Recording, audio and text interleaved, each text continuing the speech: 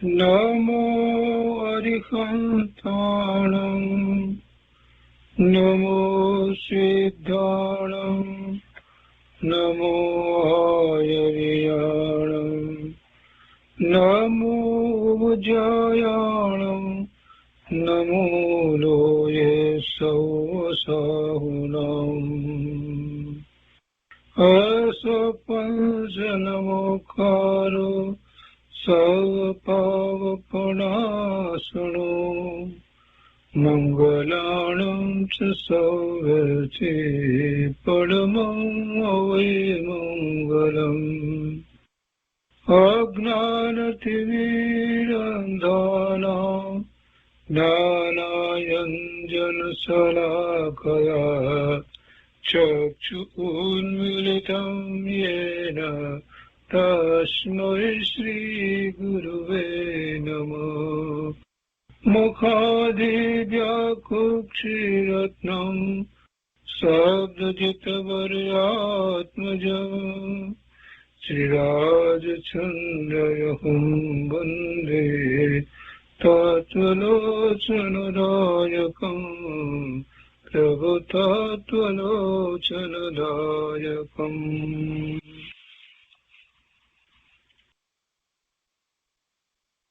કૃપાળુદેવના વચનામૃતના સ્વાધ્યાયમાં આપણે ઉપદેશ છાયાનો સ્વાધ્યાય કરી રહ્યા છીએ. એમાં ઉપદેશ છાયાનો આંક 6 એનો સ્વાધ્યાય શરૂ કર્યો છે. એનો શરૂઆતનો ભાગ આપણે કર્યો છે. હવે આજે આગળ લઈએ છીએ. અહીંયા પાના નંબર 699 ઉપર વચ્ચેથી એમાં આપણે એ લીધું કે કોઈ લીલોતરી મોળતું હોય તો અમારાથી તો જોઈ શકાય નહીં, તેમ આત્મા ઉજ્જવળતા પામે તો ઘણી જ અનુકંપા બુદ્ધિ વર્તે. એ આપણે કર્યું છે. હવે એથી આગળ લઈએ છીએ. અહીંયા કહે છે કે જ્ઞાનમાં સવળું ભાષે, અવળું ન ભાષે. જ્ઞાની મોહને પેશવા દેતા નથી. તેઓનો જાગૃત ઉપયોગ હોય છે. જ્ઞાનમાં સવળું ભાષે એટલે કે કયા જ્ઞાનની વાત છે? સમ્યક જ્ઞાનની વાત છે. જેને સમ્યક દર્શન થયું છે એટલે સંકિત થયું છે, એમાં પછી સમ્યક દર્શન, સમ્યક જ્ઞાન અને સમ્યક ચારિત્ર એવા રત્નત્રયના પરિણામ થયા પછીથી, સાનુભૂતિ પછીથી, એવા પરિણામ થયા પછીથી જે જ્ઞાન છે એ જ્ઞાન, આ શાસ્ત્રનું જ્ઞાન છે એ દ્રવ્યશ્રુત છે. એને વાંચીએ, વિચારીએ તો એને દ્રવ્યશ્રુત કહેવાય. અને જો એવું ભાવશ્રુત પ્રગટ કરીએ તો આપણે માટે એ દ્રવ્યશ્રુત છે તે ભાવશ્રુત પ્રગટ કરવાનું નિમિત્ત કારણ થાય. એ સિવાય તો એ માહિતી જ્ઞાન તરીકે રહી જાય. જો ભાવશ્રુત પ્રગટ ન કરીએ તો માત્ર આપણે માટે માહિતી જ્ઞાન છે. અહીંયા તો જ્ઞાન જે છે એ જ્ઞાનની વાત કરી છે કે જેને સમ્યક દર્શન થયું છે એને જે જ્ઞાન, એનું જ્ઞાન બધું છે તે અનુભૂતિ પછીથી પોતાના સ્વરૂપને અનુસરીને જ્ઞાન છે. એટલે એને જ્ઞાનમાં સવળું ભાષે. સવળું એટલે કે જેમ જીનેશ્વર ભગવાને જગતનું સ્વરૂપ પ્રકાશ્યું છે, જીવનું સ્વરૂપ પ્રકાશ્યું છે, 6 દ્રવ્ય 9 તત્વનું સ્વરૂપ જે રીતે જીનેશ્વર ભગવાનની વાણીમાં આવ્યું છે એ પ્રમાણે આ સમ્યક દ્રષ્ટિને બધું સવળું ભાષે, અવળું ન ભાષે. વિપરીતતા હોય નહીં, એમાં ભ્રમ હોય નહીં. વસ્તુ સ્વરૂપ જેમ છે એનાથી જુદી રીતે એને ગ્રહે નહીં, પકડે નહીં, એવી રીતે જ્ઞાની ને બધું સવળું ભાષે. જ્ઞાનમાં સવળું ભાષે, અવળું ન ભાષે. જ્ઞાની કોને કયા? સમ્યક દ્રષ્ટિ જે છે તે જ્ઞાની છે. જેને આત્માની અનુભૂતિ થઈ છે તે જ્ઞાની છે. જે ચોથા ગુણસ્થાનની દશામાં આવ્યો છે તે જ્ઞાની છે. એટલે ચોથા ગુણસ્થાનથી શરૂ કરીને ઉપર એ જ્ઞાની છે. તો એવા જ્ઞાનીને મિથ્યાત્વ ગયું છે, એટલે કે મોહ ગયો છે, દર્શન મોહની કર્મની પ્રકૃતિ ગઈ છે. એટલે એને હવે વસ્તુ સ્વરૂપમાં ભ્રમ નથી, જેમ છે તેમ જ. એટલે કે ભગવાનની વાણીમાં જેવું વસ્તુ સ્વરૂપ પ્રકાશ્યું છે તેવું જ એને શ્રદ્ધામાં છે. એટલે મોહને વશ થઈ અને એ પોતાની મતિ કલ્પના એ સ્વરૂપને, જગતના સ્વરૂપને અથવા તો પોતાના સ્વરૂપને જે માનતો હોય એવી માન્યતા હવે એને રહી નથી. એટલે જ્ઞાની મોહને પેશવા દેતા નથી એમ કહ્યું. એટલે કે હવે એમને મોહ સહિત પ્રવર્તન થતું નથી. દર્શન મોહનીએ કહ્યું છે, જેના નિમિત્તે જીવ એ કર્મના ઉદય સાથે જોડાઈ અને મોહિત થતો હતો, વિભ્રમ કરતો હતો, ભ્રમમાં રહેતો હતો, એ હવે એને રહ્યું નથી. એટલે એ જ્ઞાની, એ સમ્યક દ્રષ્ટિ, એ જ્ઞાની મોહને પેશવા દેતા નથી. તો શું કરે છે? તો કે જે છે વસ્તુ એને જેમ છે તેમ જાણે છે. જે સંયોગ આવ્યો છે તો એ સંયોગને જેમ છે તેમ માત્ર જાણે છે, પણ એ એની સાથે એકત્વ કરીને એમાં મારાપણું કરતા નથી, એમાં ઈષ્ટ અનિષ્ટ બુદ્ધિ સ્થાપતા નથી, કે એમાં કરતાપણું પણ કરતા નથી કે એ હું કરું છું એવો પણ કોઈ ભાવ નથી. જે સંયોગો છે તે સંયોગને માત્ર પોતાથી જુદા ભિન્ન જાણે છે, દેખે છે. કોઈ એવી ધન સંપત્તિ મળી ગઈ હોય તો પણ એમાં એમ નથી કે મેં કંઈક કર્યું માટે પ્રાપ્ત થયું, અથવા તો જે પ્રાપ્ત થયું એ મારું છે, એમ પણ નથી. એ સંયોગ છે, એ એવો બીજા દ્રવ્યનો સંયોગ છે, ધન સંપત્તિનો સંયોગ છે. અને સંયોગનું કારણ તો એ કર્મના ઉદય છે. અને જ્યારે એ સંયોગ છે તો એનો વિયોગ થવાનો છે. એ કંઈ મારું કાર્ય નથી કે હું એનો સંયોગ કરું કે એનો વિયોગ કરું, એ મારું કાર્ય નથી.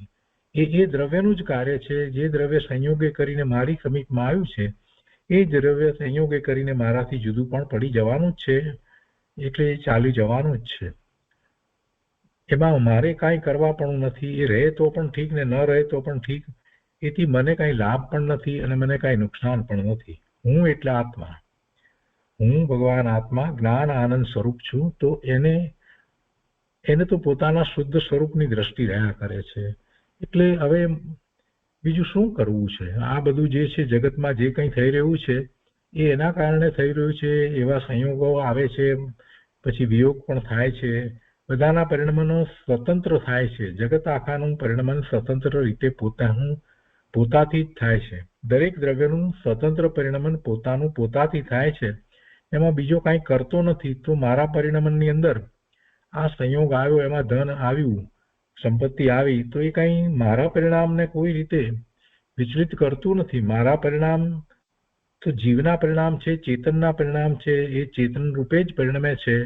એને અને આ જડના પરિણામને કોઈ સંબંધ નથી. જો હું એ પરિણામ સાથે જોડાઈ અને વિભાવ ભાવે થવું, વિકારી ભાવે થવું, શુભાશુભ ભાવે થવું, તો એમાં મારો દોષ છે. પણ એ પરિણામ કંઈ મને વિચલિત કરે છે એમ નથી. કેમ કે પરિણામ જડના પરિણામ જડને વિશે છે, અને જડ એ આ ચેતનના પરિણામ બદલે એવી તો વાત હોતી નથી. એટલે જે છે તેને જ્ઞાની જ્ઞાતા દ્રષ્ટા ભાવે જુએ છે.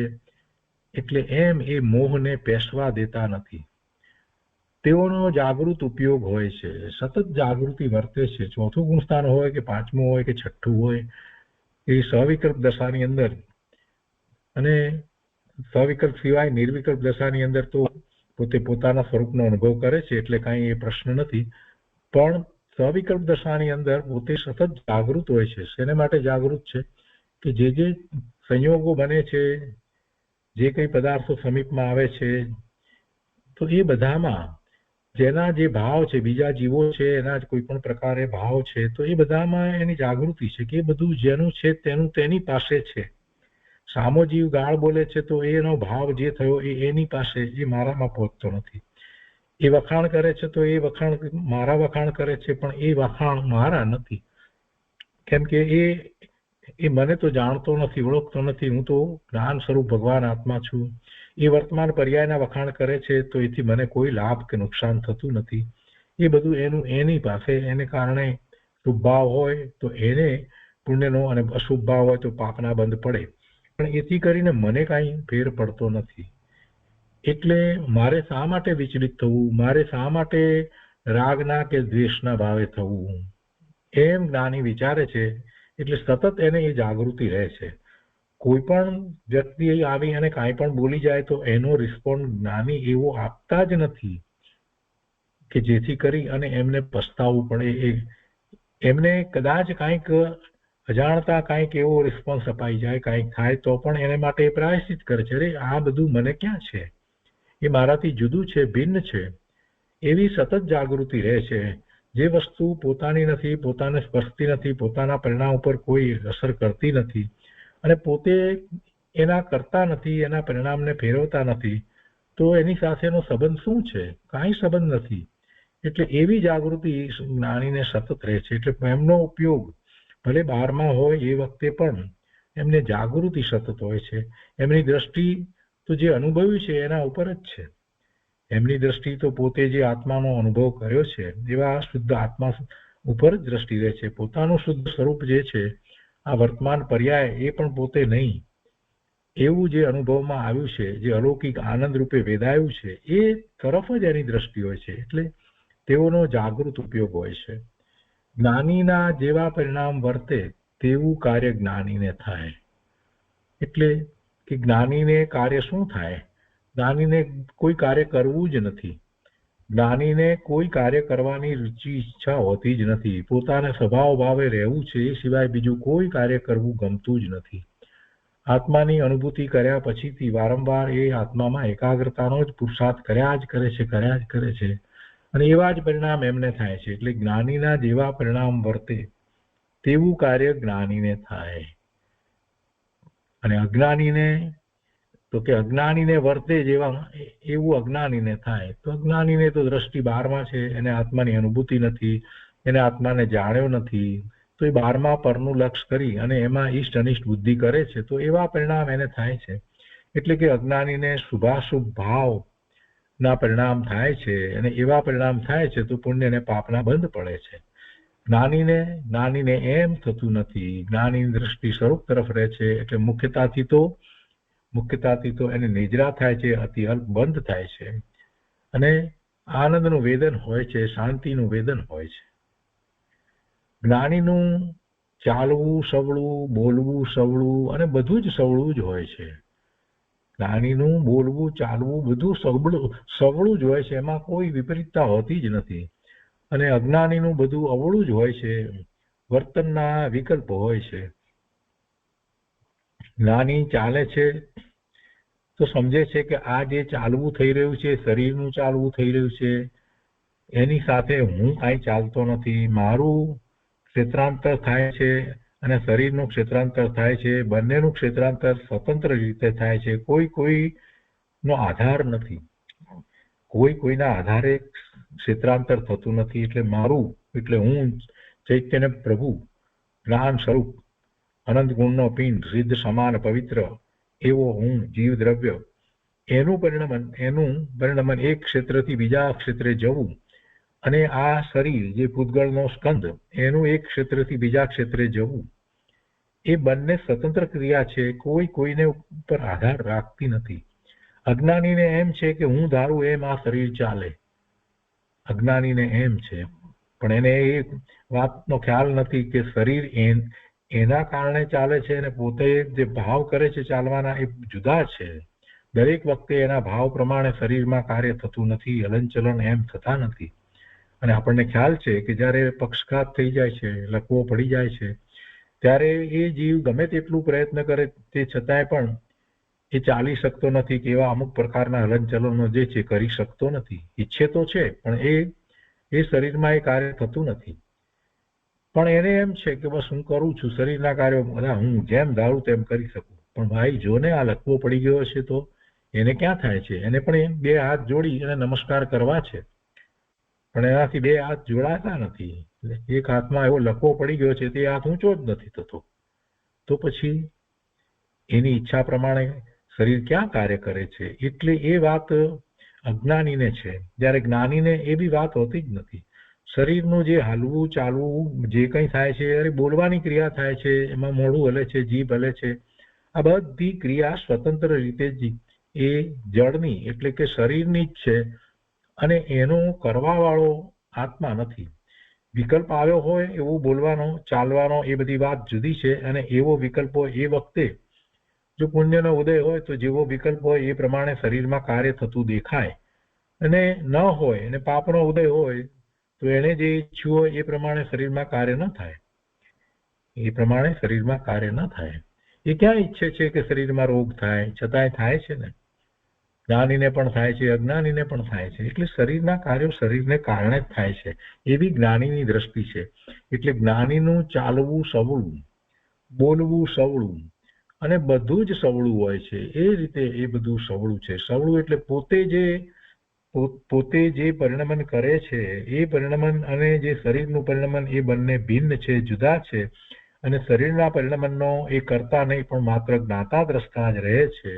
અને પોતાને જે બીજા પરિણમન માટે, શરીરના પરિણમન માટે કોઈ વિકલ્પ આવ્યા છે, તો એ વિકલ્પ માત્ર છે, પણ એ જે ક્રિયા જે થઈ રહી છે એનો એ સ્વામી થતો નથી. વિકલ્પની સાથે જે રહેલો છે ભાવ, એનું એને કરતાપણું અજ્ઞાનને કારણે થાય.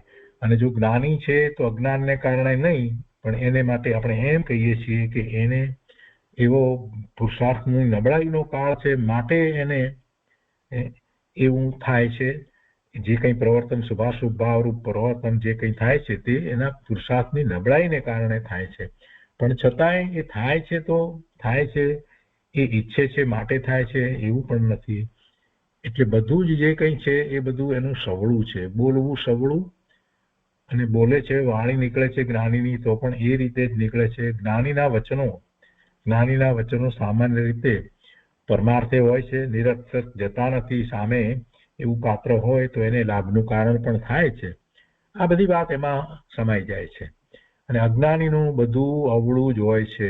અજ્ઞાનીની માન્યતા અવળી છે. એ પોતે શરીરની બધી જ ક્રિયા, બોલવું, ચાલવું, ખાવું, પીવું, બધી ક્રિયાનો એ પોતે સ્વામી થાય છે, એનો કર્તા થાય છે. એને જ બધી જ ક્રિયાઓની ઈચ્છા છે, આસક્તિ છે, અને એમાં જે રચોપચ્યો રહે છે.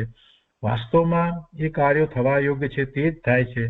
શરીરના કાર્યો એ ઈચ્છે છે એમ થતા નથી. છતાંય એને ભ્રમ છે. અજ્ઞાની છે એટલે એને ભ્રમ છે કે શરીરના કાર્યો હું કરું છું, હું કરી શકું છું. અને એ અજ્ઞાનને કારણે એ જીવને શુભાશુભ ભાવ થાય છે, એવા પુણ્ય પાપના બંધ પડે છે, અને ભવના ભ્રમણ થાય છે. એટલે એના જે વર્તનના વિકલ્પ જે છે, એને આમ કરવું તેમ કરવું, એ ઘણા છે. જ્યારે જ્ઞાનીને એવા કોઈ વિકલ્પ ઉઠતા જ નથી. આમ કરી નાખીએ, તેમ કરી નાખીએ, કેમ કે એની દ્રષ્ટિ સ્વરૂપ તરફ છે. શું કરવું છે? કાંઈ કરવાનું છે જ નહીં. માત્ર પોતાના સ્વરૂપમાં એકાગ્રતા કરી અને અનુભૂતિ કર્યા કરીએ, એ સિવાય બીજું શું કરવું છે? જ્ઞાનીને કાંઈ પરમા કરવાની વૃત્તિ હોતી જ નથી.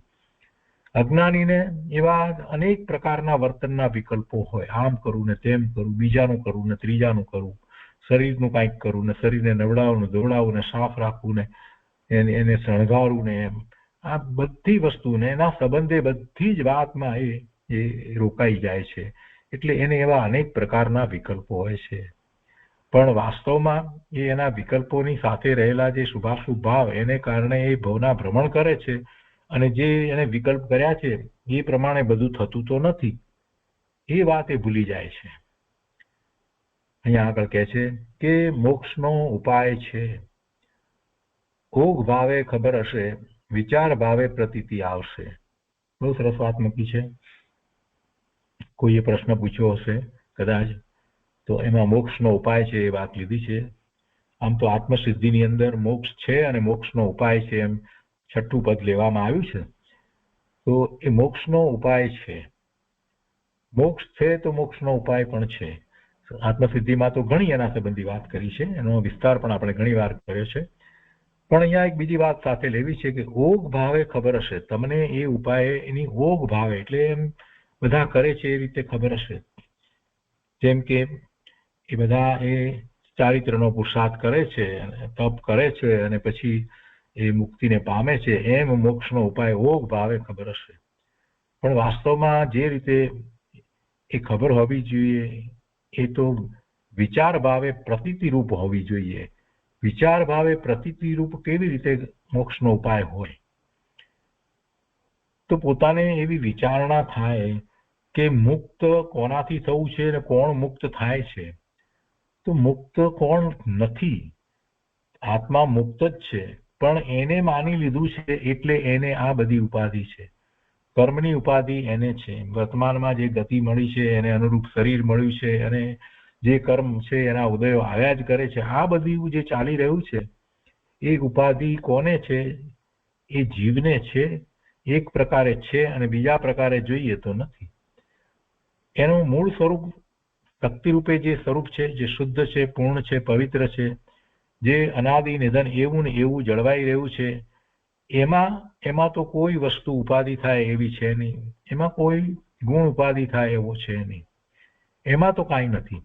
પણ બહારમાં આ બધું જે છે એ તો પર્યાયની અંદર છે, સમયે સમયે બદલાય છે, ક્ષણે ક્ષણે એ બદલાયા કરે છે. અને એ બધું જે છે કર્મ વગેરે જે કંઈ છે, નો કર્મ છે, એના એવા શુભાશુભ ભાવ છે, એ બધાથી એને મુક્ત થવાનું છે. અને એ બધાથી પૂર્ણપણે મુક્ત થવું, એવી મુક્તિની દશા તે મોક્ષ છે. એક વખત એવી અનુભૂતિ કરે છે, ક્ષણ માટે એવો અનુભવ કરે છે, તો અંશે એને મુક્તિનો અનુભવ થાય છે. એને આપણે સ્વાનુભૂતિ કહીએ છીએ. આ બધાથી જુદો પડી અને થોડીક ક્ષણ પૂરતો પોતે પોતાના સ્વભાવ ભાવે પરિણમી જાય છે, તો એવી સ્વાનુભૂતિ થાય છે.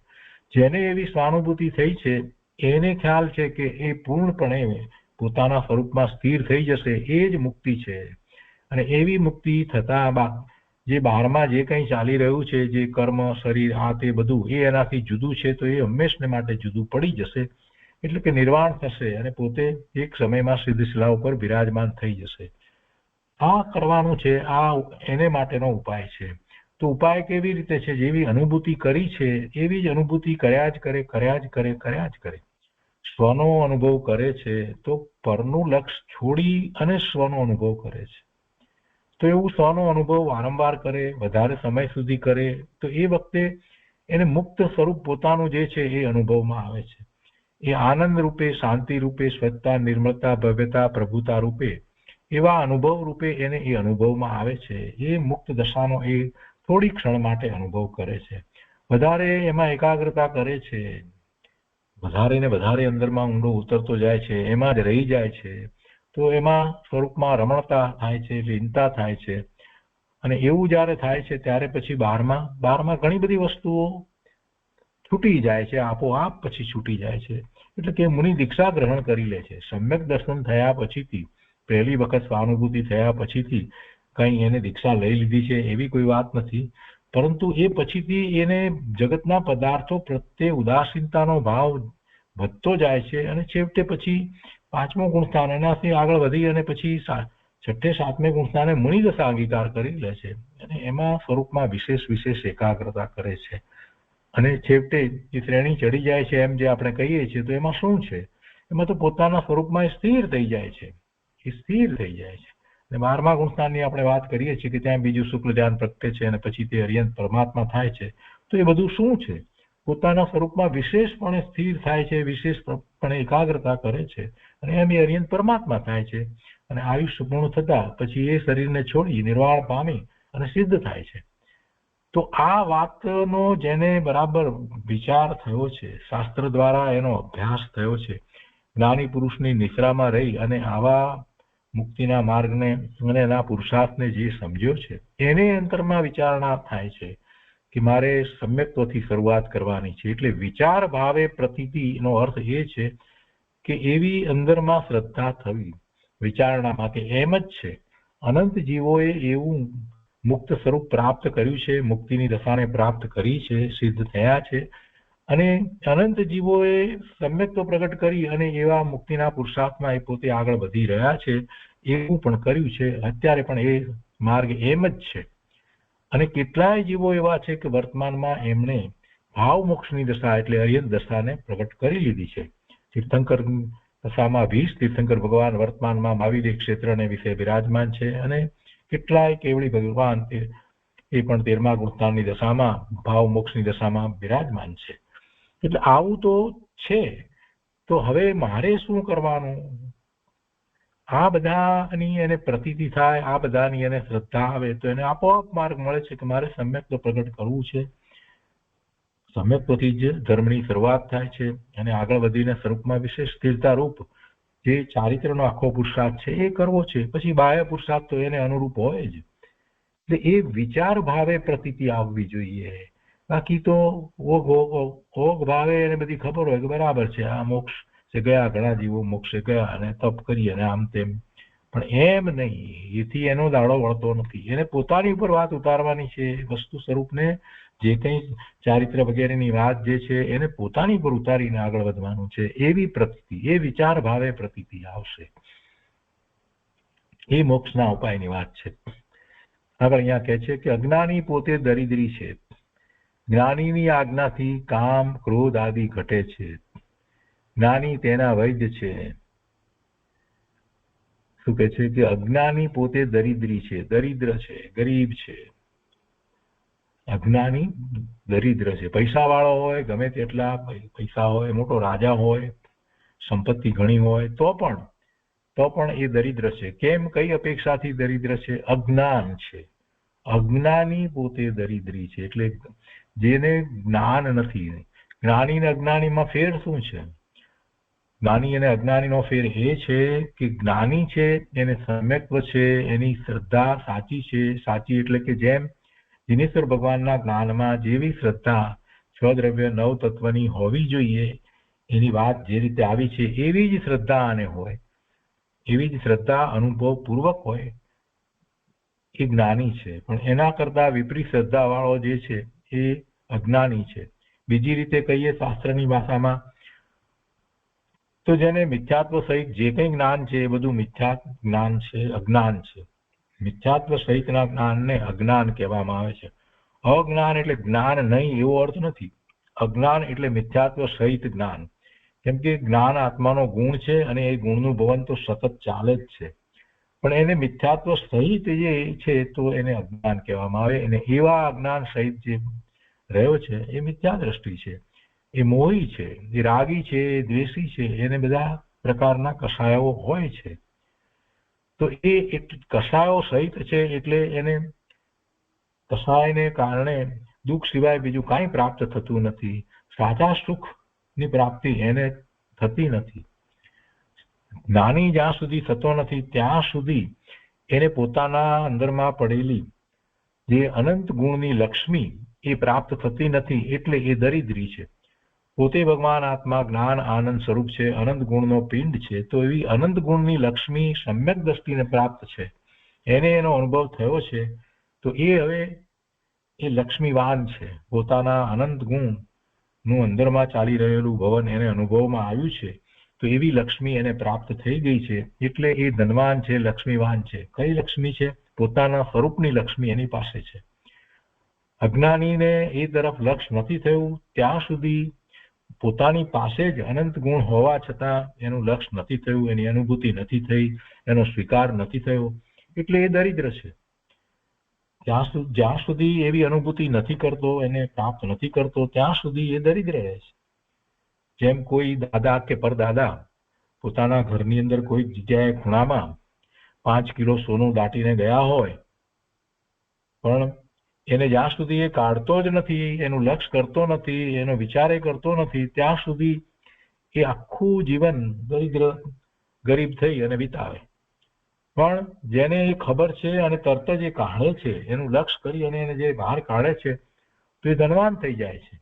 વસ્તુ તો હતી, પહેલા પણ હતી, પણ પહેલા કાઢી ન હતી, હવે કાઢી. એવી રીતે સમ્યક દ્રષ્ટિ પોતાના સ્વરૂપનું લક્ષ કરે છે તો એને આનંદની અનુભૂતિ થઈ જાય છે. અનંત ગુણનું ભવન એક સાથે અનુભવમાં આવે છે. સર્વ ગુણાંશ તે સમકિત કૃપાળુદેવે કહ્યું છે એવી રીતે સર્વ ગુણોનો અંશ, પોતાના સર્વ ગુણોનો અંશ એને પ્રગટ થઈ જાય છે. એવી મહાલક્ષ્મી એને પ્રાપ્ત થાય છે. અને પછી તો વારંવાર એ લક્ષ્મીને પ્રાપ્ત કર્યા જ કરે છે. સ્વરૂપમાં રહેલી એ લક્ષ્મી ને પ્રાપ્ત કર્યા જ કરે છે, એટલે કે એવી અનુભૂતિ કર્યા જ કરે છે. અપૂર્વ આનંદ, અલૌકિક આનંદ, અલૌકિક શાંતિ, એનું વેદન, એ બધું એને પ્રાપ્ત થઈ જાય છે. એટલે જ્ઞાની છે તે જ સાચા અર્થમાં લક્ષ્મીવાન છે, ધનવાન છે, ભગવાન છે. ભગ નામ લક્ષ્મી અને એ લક્ષ્મીવાન છે, આત્માની લક્ષ્મીવાન છે. જ્યારે અજ્ઞાની છે એ પોતે દરિદ્રી છે. હવે અહીંયા એના પછી બીજી વાત કરે છે કે એવા જ્ઞાનીની આજ્ઞાથી જે એવો લક્ષ્મીવાન ધનવાન છે. કઈ લક્ષ્મી છે? સ્વરૂપની લક્ષ્મી જેને પ્રાપ્ત થઈ છે, જેને એવી અનુભૂતિ છે, સ્વાનુભૂતિ છે, અને એવો જ પુરુષાર્થ વર્તી રહ્યો છે, એવા જ્ઞાનીની આજ્ઞાથી કામ ક્રોધ આદિ ઘટે છે. કેમ કે હવે એમને તો કોઈ કસાયો રહ્યા નથી. કસાયો અનંતાનો મંદિરના ગયા છે. ભૂમિકા પ્રમાણે જોઈએ તો ચોથા ગુણ સ્થાને પણ, અને જ્ઞાની છે તો પાંચમા છઠ્ઠા ગુણ સ્થાને હોય તો એને કસાયની 2 ચોકડી ગયું હોય, અને સાતમા છઠ્ઠા ગુણ સ્થાનની દશામાં જે એવા ગુરુ હોય, ઉપાધ્યાય હોય, આચાર્ય હોય કે મુનિ હોય તો એમને તો કસાયની 3 ચોકડી ગઈ છે. એટલે એમને ક્રોધ, માન, માયા, લોભ એવા કસાયો અને 9 પ્રકારના 9 કસાયો આ બધું હવે એમને નથી. અતિ અલ્પ હોય છે એ પણ પોતાને ઈચ્છાપૂર્વક કે એમ નહીં, પરંતુ પોતાના પુરુષાર્થની નબળાઈને કારણે અતિ અલ્પ મંદ કસાય એમને ક્યારેક હોય છે. અન્યથા જ્યારે સવિકલ્પ દશામાં હોય છે ત્યારે પણ એમને ઉત્કૃષ્ટ પ્રકારના શુભ ભાવ. ઉત્કૃષ્ટ પ્રકારના શુભ ભાવ એટલે શું? ઉત્કૃષ્ટ પ્રકારના શુભ ભાવ એટલે પોતાના સ્વરૂપનો અનુભવ થયા પછીથી સ્વરૂપનું જ લક્ષ્ય રહે અને સ્વરૂપની પ્રાપ્તિ માટે નો જ પુરુષાર્થ રહે એવો જે વિકલ્પ ચાલ્યા કરે છે એ ઉત્કૃષ્ટ પ્રકારનો શુભ ભાવ છે. તો એવા ઉત્કૃષ્ટ પ્રકારના શુભ ભાવ હોય છે. અતિ મંદ અને ક્યારેક જ એવો શુભ ભાવ તો હોય છે, મુનિને અશુભ ભાવ હોતા નથી. તો એવા એ જ્ઞાની, હવે એવા જ્ઞાનીની આજ્ઞા પણ કેવી હોય? એવા જ્ઞાનીની આજ્ઞા એમણે જે પ્રાપ્ત કર્યું છે એવું પ્રાપ્ત કરવાની જ હોય ને. પોતે અપૂર્વ આનંદ, સુખ, શાંતિને પ્રાપ્ત કર્યા છે તો એમની આજ્ઞા પણ એવી જ હોય, અપૂર્વ સુખ, શાંતિ, આનંદને પ્રાપ્ત કરવાની જ આજ્ઞા હોય. અને એમ જ્યારે બીજો જીવ, અજ્ઞાની જીવ એમની આજ્ઞામાં રહી અને પ્રવર્તે છે, એ જે માર્ગ બતાવે જ્ઞાની એ પ્રમાણે પ્રવર્તે છે, તો એનાથી એ જીવના, એ અજ્ઞાનીના આ કામ, ક્રોધ આદિ ઘટે છે. અને પછી જ્ઞાનીની આજ્ઞામાં, એમની નિશ્રામાં રહી અને પોતે સમ્યક દર્શન પ્રગટ કરે છે તો જ્ઞાનીની જેમ એના પણ કામ, ક્રોધ આદિ જે છે એ પછી રુચિપૂર્વક થતા નથી. એને પણ એવી લક્ષ્મી પ્રાપ્ત થઈ જાય છે, સ્વરૂપની લક્ષ્મી પ્રાપ્ત થઈ જાય છે. એટલે જ્ઞાનીની આજ્ઞાથી કામ, ક્રોધ આદિ ઘટે છે. જ્ઞાની જાણે છે, જ્ઞાની એના વૈદ છે. વૈદ ઉપાય કરે છે તો રોગ જાણીને ઉપાય કરે છે. જેવો રોગ છે તે પ્રમાણે ઔષધ આપે છે. તો એવી રીતે જ્ઞાની સામી વ્યક્તિને જાણે છે, એના દોષને જાણે છે, એની ભૂમિકાને જાણે છે, એટલે એને એ રીતે એને આજ્ઞા આપે છે. અને પોતે જે પ્રાપ્ત કર્યું છે એ જ પેલાને પ્રાપ્ત થાય એવી અંતરમાં કરુણા હોય છે, એટલે એવી જ આજ્ઞા આપે છે. જ્ઞાની તેના વૈદ છે, એના ઉપાય એ કરે છે. જીવને અનાદિનું મિથ્યાત્વ છે, પણ મિથ્યાત્વ હોવા છતાં બધા મિથ્યા દ્રષ્ટિ કાંઈ એક સરખા છે એમ નથી. બધાની ભૂમિકા મિથ્યાત્વ પહેલું ગુણસ્થાન કહીએ, પણ એમાંય બધાની ભૂમિકા જુદી જુદી હોય છે.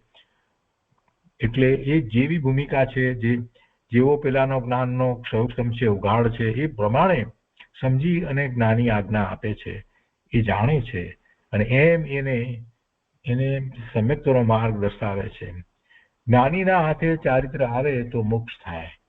આમ વળી આગળ વધારે વાત કરીએ. જ્ઞાનીના હાથે ચારિત્ર આવે તો મોક્ષ થાય એટલે કે એવા જ્ઞાની મહાપુરુષ જે સાતમા છઠ્ઠે ગુણસ્થાને ઝૂલતા એવા આચાર્ય ભગવાન, ગણધર ભગવાન, ઉપાધ્યાય ભગવાન હોય તો એમની પાસે જ્યારે એ દીક્ષા ગ્રહણ કરે છે તો પછી સામે પાત્ર જ એટલું ઉત્કૃષ્ટ છે અને એમની નિશ્રામાં જ્યારે એ રહે છે તો પછી કમ્પેરિઝન શું થાય? પોતાની કમ્પેરિઝન એમની સાથે કરે છે કે ઓહો, આ મારા ગુરુ તો આવા જ્ઞાની. વારંવાર પોતાના સ્વરૂપમાં એકાગ્રતા કરે છે તો કેટલો સમય સુધી એ એવા લીનતા કરે છે. 12માં ઉપસર્ગ આવે છે તો પણ વિચલિત નથી થતા. આવું જ્યારે એ જુએ છે અને ત્યારે એને વિચાર થાય છે કે પોતે ક્યાં છે, એટલે પોતે પણ એવો જ પુરુષાર્થ કરે છે. અને એ મહાપુરુષની નિશ્રામાં રહી, એમની આજ્ઞામાં રહી, એમની આમન્યામાં રહી અને જૈન દર્શન નિર્વાણીની જે આજ્ઞા આમન્ય છે એને પાળતો થકો એ એવો જ પુરુષાર્થ કરે. એટલે જ્ઞાનીના હાથે ચારિત્ર આવે તો મોક્ષ થાય.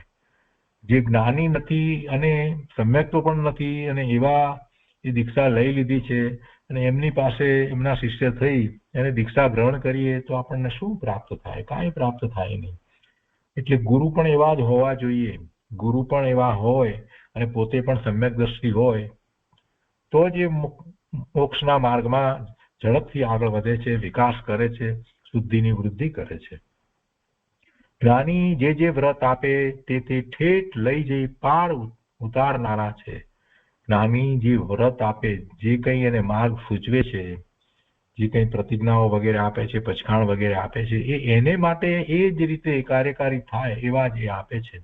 એટલે એને છેક સુધી પાર ઉતારનારા છે. એટલે કે એને પોતાના એવા મોક્ષ માર્ગમાં વિકાસમાં છેક સુધી પહોંચાડનારા છે. શ્રેણી ચડી જાય ત્યાં સુધી એ બધી વાત એને ઉપયોગી થાય, કાર્યકારી થાય એવા છે. સંકિત આવ્યા પછી આત્મા સમાધિ પામશે, કેમ કે સાચો થયો છે. બહુ મોટી વાત કરી છે અને પરમ સત્ય કહ્યું છે. વર્તમાનમાં આ વાત સાવ ભૂલાઈ ગઈ છે. સમ્યક દર્શનનો વિચાર કર્યા વિના જીવો ગમે તે રીતે પોતાને શ્રાવક સમજે છે અથવા તો પોતાને સાધુ સમજે છે અને પોતાની મતિ કલ્પનાએ એ પુરુષાર્થ કરે છે અને એવા ગુરુ પણ એમને મળી ગયા હોય છે. પણ મૂળ વાત, શાસ્ત્રની વાત તો આ જ છે કે સમ્યક્ત્વ વિના કોઈ સાચા સુખની પ્રાપ્તિ કરી શકતું નથી. સમ્યક્ત્વ આવ્યા પછી આત્મા સમાધિ પામશે. સમાધિ પામશે એટલે શું? સમાધિ એટલે પેલા બાવાઓની સમાધિની આ વાત નથી. પોતાના સ્વરૂપમાં સ્થિરતા પામે એનું નામ સમાધિ છે. પોતાના સ્વરૂપમાં સ્થિરતા ન પામ્યો હોય અને સાતમા છઠ્ઠા ગુણસ્થાનની દશામાં મુનિઓને જેવી સ્વરૂપમાં રમણતા છે તો એને પણ અપેક્ષાએ સમાધિ કહેવાય છે. તો એવું ક્યારે થાય? સમ્યક્ત્વ આવ્યા પછી થાય. સમ્યક્ત્વ આવ્યું નથી અને એ ઓમ ઓમ કરતો બેસી જાય ધ્યાનમાં, તો એથી કાંઈ પ્રાપ્ત થતું નથી.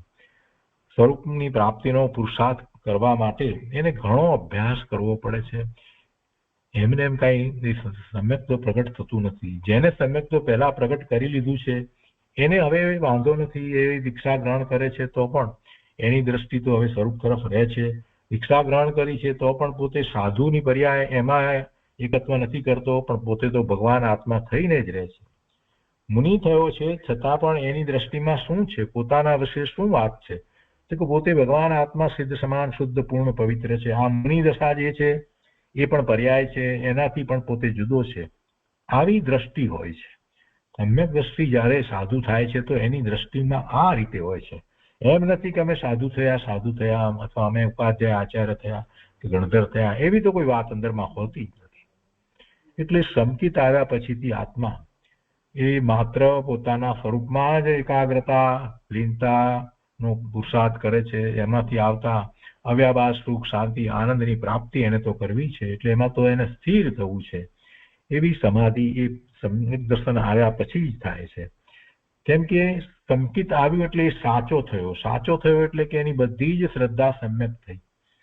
જેવી શ્રદ્ધા જિનેશ્વર ભગવાનના જ્ઞાનમાં આવી છે એવી જ શ્રદ્ધા કોના વિશે? જગતના બધા જ પદાર્થો વિશે, જગતની બધા પદાર્થોની પર્યાયો વિશે, સ્વદ્રવ્ય નવ તત્વ વિશે જેવી શ્રદ્ધા હોવી જોઈએ એવી શ્રદ્ધા હવે એને છે. એટલે એ સાચો થયો. હવે એને મિથ્યા માન્યતા નથી. હવે એને પર્યાય દ્રષ્ટિ નથી. પર્યાય દ્રષ્ટિ એ વિપરીત દ્રષ્ટિ છે. જીવ છે અને એને એની પર્યાયમાં જુએ અને એને એમ માને કે આ કીડી છે ને આ હાથી છે ને આ છકાયના જીવ છે. એને જીવને જીવ તરીકે ઓળખતો નથી અને એને બદલે એની પર્યાય તરીકે જ્યારે માને છે એની મોટી ભૂલ થાય છે. જીવ માત્ર જીવ જ છે. દરેક જીવ પૂર્ણ છે, પવિત્ર છે, સિદ્ધ સમાન છે. બધા જીવ ભગવાન આત્મા છે. આવી દ્રષ્ટિ જ્યારે થાય છે તો વર્તમાન પર્યાય જે છે તે ગૌણ થઈ જાય છે અને વર્તમાન પર્યાય આમે ક્યાં કાયમ રહેવાની છે? કેટલો વખત રહે છે? જે જીવ કીડીમાં છે એ કેટલો વખત કીડીમાં રહેવાનો છે? જે જીવ વનસ્પતિમાં છે, જે ભલે નિગોદમાં છે, પણ એ બધી પર્યાય છે. છેવટે તો એ જીવ જ છે અને ત્યાં રહ્યો હોવા છતાં એ જીવ એ શક્તિ અપેક્ષાએ તો પરિપૂર્ણ છે. તો એની વર્તમાન પર્યાય પ્રમાણે એને જો જોવામાં આવે તો એ ભૂલ છે. જ્ઞાની ધર્મીને પોતે પોતાનું સ્વરૂપ જ્યારે અનુભવ્યું છે તો જીવ માત્રનું સ્વરૂપ એવું છે એ વાત સહજ હોય છે. એટલે એ તો ક્યારેય કોઈ જીવને પર્યાય દ્રષ્ટિથી જોતો જ નથી. પોતે જો ભગવાન આત્મા જ્ઞાન આનંદ સ્વરૂપ છે તો જીવ માત્ર એવા જ છે. એવો જ એનો દ્રષ્ટિકોણ હોય છે, એવી જ એની શ્રદ્ધા હોય છે. એટલે એમ એ પોતે જ સાચો થયો છે અને જે સાચો થયો છે એ સમાધિ અવશ્ય પામે છે. ત્યાં પ્રશ્ન એક લીધો છે, જ્ઞાનથી કર્મ નિજરે ખરા? જ્ઞાનથી કર્મ નિજરે, તો એની વાત અહીંયા કરી છે. ઉત્તર આપ્યો છે કે સાર જાણવો તે જ્ઞાન, સાર ન જાણવો તે અજ્ઞાન. સાર જાણવો, શેનો સાર જાણવો? જે આ દ્રવ્યશ્રુત જે કહેવામાં આવ્યું છે ભગવાનની વાણી જીનવાણી, એનો સાર જાણવો. એનો સાર ન જાણે અને માત્ર વિદ્વતા કર્યા કરે, શાસ્ત્રો વાંચે, એની ગાથાઓ ગોખે, એના ઉપર ચર્ચાઓ કરે, એને એક નહીંથી આમ બીજા નહીંથી તેમ એવી બધી ચર્ચાઓ પણ કરે, પણ એનો સાર જાણવો એટલે કે જે વસ્તુ ભગવાને કહેવા ધારી છે, જે અપેક્ષાથી જે રીતે કહેવા ધારી છે એવી રીતે એ વસ્તુને પકડવી, તો જ એને એનો સાર જણાય. એટલે સાર જાણે તો જ્ઞાન છે, નહીતર માહિતી જ્ઞાન છે. સાર જાણે તો એને માટે એ દ્રવ્યશ્રુત છે અને એ ભાવશ્રુત પ્રગટ કરે છે એના નિમિત્તે, તો એ જ્ઞાન છે. તો જ્ઞાનમાં એને એમાં એને 12 અંગનું જ્ઞાન એટલે કે 11 અંગ અને 14 પૂર્વનું જ્ઞાન બધું સમાઈ જાય છે. ભલે એટલું એને ન આવડતું હોય છતાં પણ સમ્યક દ્રષ્ટિ થયો છે તો એની માન્યતા એ રીતે જ હોય છે. બાકી એ 11 અંગ અને 9 પૂર્વ સુધી ભણે અને છતાં પણ એ પોતાના સ્વભાવ ભાવે જ્ઞાન ભાવે નથી પરિણમતો, તો એનો અર્થ એ થયો કે એને જે પકડવાનું હતું, જે ગ્રહવાનું હતું એ એને ગ્રહ્યું નહીં, એને સારને ગ્રહ્યું નહીં. એટલે સાર જાણવો તે જ્ઞાન છે, સાર ન જાણવો તે અજ્ઞાન છે. કંઈ પણ પાપથી આપણે નિવર્તીએ અથવા તો કલ્યાણમાં પ્રવર્તીએ તે જ્ઞાન છે. જો જ્ઞાનની બીજી વ્યાખ્યા બહુ સુંદર આપી છે, કંઈ પણ પાપથી આપણે નિવર્તીએ. પાપથી નિવર્તીએ એટલે જ્ઞાન. જરાક શાંતિથી વિચાર કરીએ તો પાપથી નિવર્તવું ક્યારે થાય અને કોને થાય? પાપથી નિવર્તવું એટલે શું? વર્તમાન પર્યાયની અંદર અશુભ ભાવ થાય છતાં પણ એને પાપનો બંધ ન પડે, અતિ અલ્પ પડે, એવી દશા ક્યારે થાય? જ્યારે સ્વરૂપની દ્રષ્ટિ રહેતી હોય ત્યારે એ થાય. અને જે પાપથી નિવર્તે છે એને તો એવા અશુભ ભાવ અંદરમાંથી ઉત્પન્ન જ ન થાય, તો જ એ પાપથી નિવર્તી શકે.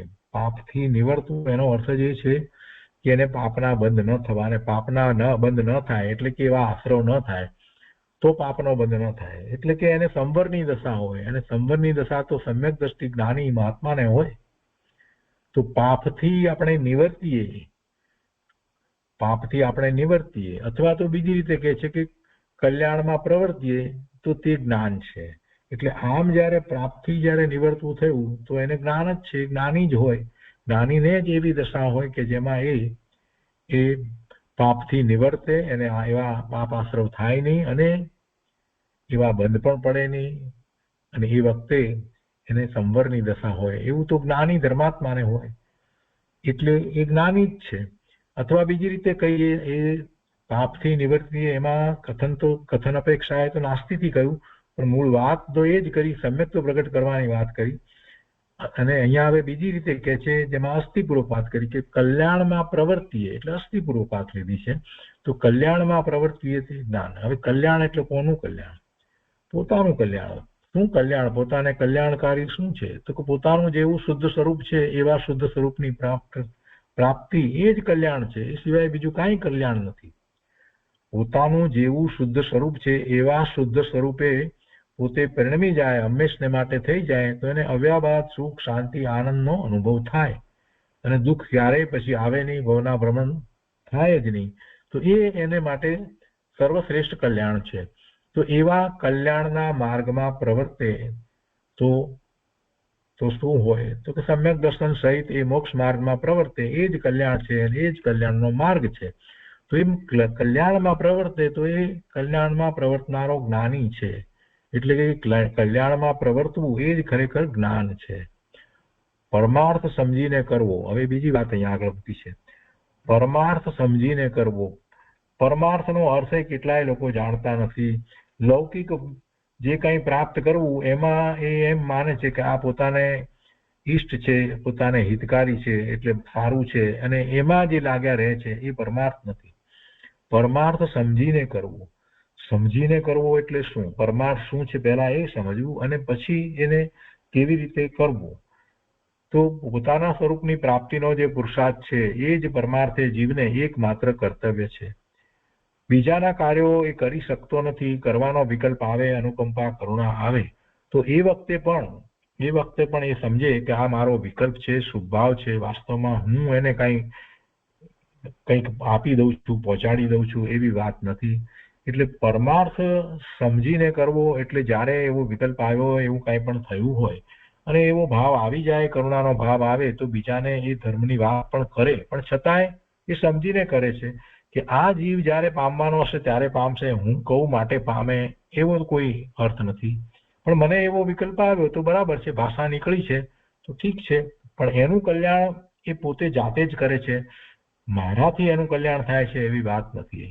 કોઈને ઉપદેશ આપે, કોઈને ભણાવે તો પણ અંદરમાં એમ ન થાય કે મારાથી એ ભણ્યો શીખ્યો, એમ ન હોય.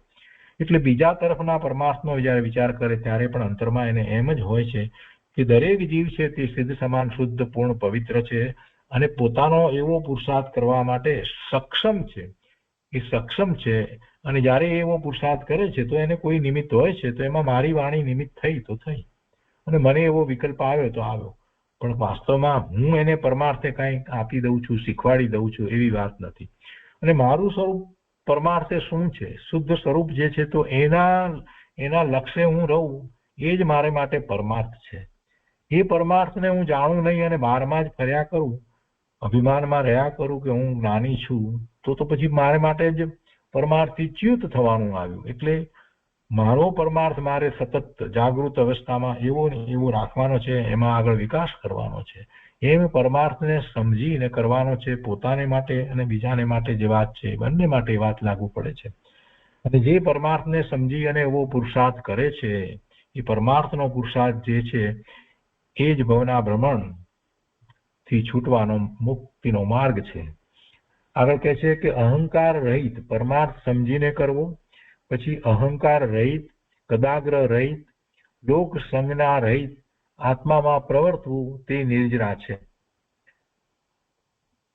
પરમાર્થ તો એ રીતે સમજીને કરે છે એટલે એને નિજરા થાય જ છે, પણ અહંકાર રહિત, અહંકાર જ્ઞાનીને તો હોતા નથી, છતાં પણ એને ક્યારેક કોઈક વખત એવો કોઈક સૂક્ષ્મ પણ એવો અહંકાર આવી જાય, 8 પ્રકારના મદની વાત કરી છે ને તેમાંથી, તો એને એ વિશે જાગૃતિ રાખવી જોઈએ અને એના એ અહંકારને એને છોડવો જોઈએ. કોઈ પણ પ્રકારે અંતરમાં એવો મદ હોય નહીં. કદાગ્રહ રહિત, કોઈ પણ પ્રકારના ખોટા આગ્રહ હોય નહીં. જ્ઞાની ધર્મી ને તો એવા આગ્રહ હોતા નથી, પણ જે સમ્યક સન્મુખ થયો છે એને આ વાત સમજવાની છે. પોતાના પરમાર્થને એને નક્કી કર્યો છે કે મારું પરમાર્થે આવું સ્વરૂપ છે અને એને હું પ્રગટ કરું છું, એનો પુરુષાર્થ કરું છું, તો મને મદ તો હોય નહીં, બીજા પણ કોઈ કસાય હોય નહીં અને મને કોઈ પક્ષપાત હોય નહીં. આ વસ્તુ આમ જ છે એવો કદાગ્રહ લઈને જો હું બેસીશ તો હું કાંઈ પ્રાપ્ત કરવાનો નથી. ન્યાયપૂર્વક મારે વસ્તુ સ્વરૂપને સમજવાનું છે, સ્વીકારવાનું છે. દિનેશ્વર ભગવાનની વાણીમાંથી જે વાતને મારે જેમ છે તેમ જે અપેક્ષાએ કહેવાય છે એ અપેક્ષાએ સ્વીકારવાની છે. એટલે એમાં કોઈ મને ખોટા આગ્રહ હોય નહીં. કદાગ્રહ રહિતપણે અને લોક સંજ્ઞા રહિતપણે. આ લોક સંજ્ઞા રહિતપણે પણ એટલું જ મહત્વનું છે. ક્યારેક કોઈક જીવને સમ્યક દ્રષ્ટિ નથી થયો અને આ તરફનો ઝોક હોય અને કાંઈક આગળ વધતો હોય, પણ એમાં એને લોક સંજ્ઞા ઘણીવાર નડે છે. એને એના કુટુંબમાંથી કોઈ કેમ કે છે કે ભાઈ હવે આપણે તો આ સંપ્રદાય છે, આપણે તો દેરાવાસી છીએ, કે આપણે તો સ્થાનકવાસી છીએ, કે આપણે તો તેરાપંથી છીએ, કે આપણે તો દિગંબર છીએ, તો આપણે તો આ પ્રમાણે કરીએ, આ પ્રમાણે કરવાનું. તો એમાં બિચારો એ ગૂંચવાઈ જાય છે અને જે સાચો ધર્મનો માર્ગ છે એનાથી કેટલીય વાર એ આગળ વધતો નથી અને ત્યાં ને ત્યાં જ રહી જાય છે. એટલે લોક સંજ્ઞા નડે છે. બીજી પણ કેટલીક લોક સંજ્ઞા છે કે જે આમ અમુક રીતે આમ કરવું પડે, આ રિવાજ છે, આ પ્રમાણે આપણા બાપ દાદાઓ કરતા આવ્યા છે એટલે આ કરવું વગેરે, જે બધા મિથ્યાત્વના પોષણ કરનારા જે કાર્યો બધા જે છે એવા બધા કાર્યોમાં એ જોડાઈ જાય છે. આ લોક સંજ્ઞા છે. તો એવી લોક સંજ્ઞા રહિતપણે અને જીનવાણીમાં જેવી વાત આવી છે તે પ્રમાણે પ્રવર્તવું, એટલે એ પોતે સાચા પુરુષાર્થમાં વળ્યો છે અને એમ એ સ્વરૂપ તરફ પ્રવર્તે છે, આત્મામાં પ્રવર્તે તો એને નિર્જરા થાય છે. આ બધી વાતનો સ્વીકાર કરી અને પોતાનું શુદ્ધ સ્વરૂપ છે એનો નિર્ણય કરી અને એ તરફ જ્ઞાન દર્શનના ઉપયોગને લઈ જાય છે ને એમાં જ્યારે પોતાના સ્વરૂપમાં એકાગ્ર થાય છે તો એને સંવરની દશા છે અને ઘણી નિર્જરા થાય છે. એ વખતે જે કર્મ ઉદયમાં આવ્યા છે એ બધા ખરી જાય છે અને એ પોતે તો આનંદની અનુભૂતિમાં જ હોય છે. એ પછી અહીંયા આગળ કહે છે કે આ જીવની સાથે રાગ દ્વેષ વળગેલા છે. જીવ અનંત જ્ઞાન દર્શન સહિત છે. જો જીવની સાથે રાગ દ્વેષ વળગેલા છે એટલે કે અનાદિથી જીવ છે, જીવની કોઈ આદિ નથી, બધા જીવો અનાદિથી જ છે અને અનંત કાળ સુધી રહેવા વાળા છે, અનાદિ નિધન છે. અને જ્યારથી છે ત્યારથી જીવને કર્મની ઉપાધિ છે, અને કર્મની ઉપાધિ છે તો કર્મના ઉદયો પણ છે, અને એની સાથે જોડાઈ અને જીવ રાગ દ્વેષના ભાવે થાય છે અને એમ જ ભવના ભ્રમણ કરે છે. એટલે અનાદિથી જીવને રાગ દ્વેષ વળગેલા છે, પણ એ રાગ દ્વેષ વળગેલા હોવા છતાંય એ એનું પોતાનું સ્વરૂપ નથી, પોતાના ગુણને કારણે થતા નથી. જીવ કેવો છે તો જીવ અનંત જ્ઞાન દર્શન સહિત છે. એટલે જીવના સ્વરૂપનો વિચાર કરીએ તો એમાં અનંત ગુણ છે, એમાં અનંત જ્ઞાન, અનંત દર્શન, અનંત વીર્ય, અનંત સુખ, સત્તા, ભવ્યતા, પ્રભુતા બધું જ અંદર એવું પડ્યું છે કે જે અનંતપણે પ્રગટ થાય. જ્યારે કેવળ જ્ઞાન થાય છે તો એવા અનંત જ્ઞાન, અનંત દર્શન, અનંત સુખ, અનંત વીર્ય પ્રગટ થાય છે. તો એ ક્યાંથી થાય છે? અંદરમાં જે પડ્યું છે ત્યાંથી થાય છે. તો વસ્તુ સ્વરૂપ આવું છે, છતાંય એ રાગ દ્વેષ વળગેલા કેમ રહ્યા છે? તો કે મિથ્યા માન્યતા, મિથ્યાત્વને કારણે, ખોટી ભ્રમણાને કારણે.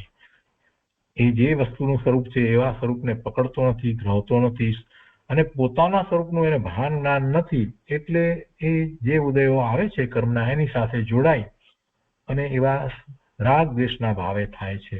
પણ વાસ્તવમાં જીવ તો અનંત જ્ઞાન દર્શન સહિત છે, એનું સ્વરૂપ તો એવું જ છે. જ્યારે એ રાગ કરે છે એ વખતે પણ એ એવો જ છે, એવા અનંત ગુણ સહિત જ છે. અને એવા અનંત ગુણનું અંદરમાં ભવન ચાલી રહ્યું છે, જેને આપણે કારણ શુદ્ધ પર્યાય કહીએ છીએ. એ તો છે જ, અને એ છે એની ખાતરી કરવા માટે જેવો એ પોતાના સ્વરૂપ તરફ વળે છે, સ્વરૂપનું લક્ષ કરે છે, તો તરત જ એને એવો અનુભવ થાય છે. એટલે એ અનંત જ્ઞાન દર્શન આદિ સહિત જ છે. પણ રાગ દ્વેષ વડે તે જીવને ધ્યાનમાં આવતું નથી. એ ત્યાં બહારમાં જ રોકાઈ ગયો છે, શુભાશુભ ભાવમાં રોકાયો છે, રાગ દ્વેષમાં રોકાયો છે, ક્રોધ, માન, માયા, લોભ વગેરેમાં રોકાયો છે, 9 પ્રકારના 9 કષાયોમાં રોકાયો છે. એટલે પોતાના સ્વરૂપનું લક્ષ થતું જ નથી. સિદ્ધને રાગ દ્વેષ નથી, કેમ કે એમણે તો પોતાના સ્વરૂપનું લક્ષ કર્યું અને પછી એમાં જ એકાગ્રતા કરી અને આગળ વધી અને છેવટે કેવળ જ્ઞાન પ્રગટ કરી અને નિર્વાણ પામી અને પૂર્ણ શુદ્ધ દશાને પ્રાપ્ત કરી છે. હવે એમાં રાગ દ્વેષ ક્યાંથી ઉત્પન્ન થાય? કેમ કે અંદરમાં કોઈ ગુણ નથી કે જેને કારણે રાગ દ્વેષ થાય. એટલે સિદ્ધ પરમાત્માને રાગ દ્વેષ કેવી રીતે થાય? વળી એમને મન, વાણી, કાયા કાંઈ નથી કે જેનું લક્ષ કરે અને રાગ દ્વેષ થાય. એ પણ વાત નથી. પૂર્ણ દશાને પ્રાપ્ત કરી છે, અનંત સુખ, અનંત આનંદ, અનંત શાંતિ એને જેમણે પ્રાપ્ત કરી છે. હવે એમને બીજું બહારમાંથી કાંઈ પ્રાપ્ત કરવાનું પણ નથી. એટલે એ તો પોતાના સ્વરૂપમાં સ્થિર થયા છે. એટલે એમને તો રાગ દ્વેષનો પ્રશ્ન જ નથી. તો કે છે કે સિદ્ધને રાગ દ્વેષ નથી. જેવું સિદ્ધનું સ્વરૂપ છે તેવું જ સર્વ જીવનું સ્વરૂપ છે. સ્વરૂપ તો એવું જ છે. આ આત્માનું, બીજા આત્માનું, એ કીડીનો આત્મા હોય, હાથીનો આત્મા હોય, બધા આત્માનું સ્વરૂપ તો સરખું જ છે. સિદ્ધના જેવો આત્મા છે એવું જ સ્વરૂપ એ જ્ઞાનીના આત્માનું પણ છે, અને તીર્થંકર ભગવાનના આત્માનું, કેવળી ભગવાનના આત્માનું, અને મારા આત્માનું, અને આ નિગોદમાં જે જીવ છે એના આત્માનું, બધાનું સ્વરૂપ શક્તિ રૂપે તો એક સરખું જ છે. જીવ માત્રનું સ્વરૂપ તો સરખું જ છે. જેવું સિદ્ધનું સ્વરૂપ છે તેવું જ સર્વ જીવનું સ્વરૂપ છે. પણ પર્યાયમાં, પ્રગટતામાં ફેર છે. દરેક જીવે જે વર્તમાનમાં એની જે દશા છે એ દશા પોતે જાતે કરી છે. એ દશાને માટે એ પોતે જવાબદાર છે. અનંતકાળથી કર્મ હતા, પણ એને ધાર્યું હોત તો જેમ અનંત જીવો મુક્તિને પામ્યા, મોક્ષે ગયા, એમ એવો પુરુષાર્થ કરી શક્યો હોત, પણ નથી કર્યો. એટલે એ દોષ એનો પોતાનો જ છે. પોતાના દોષને કારણે એ અત્યારે રાગ દ્વેષ સહિત સંસારમાં પરિભ્રમણ કરી રહ્યો છે. એટલે એનું કારણ શું છે? તો કે છે કે માત્ર જીવને અજ્ઞાને કરી ધ્યાનમાં આવતું નથી કે પોતે સિદ્ધ, સમાન, શુદ્ધ, પૂર્ણ, પવિત્ર છે. અજ્ઞાન છે.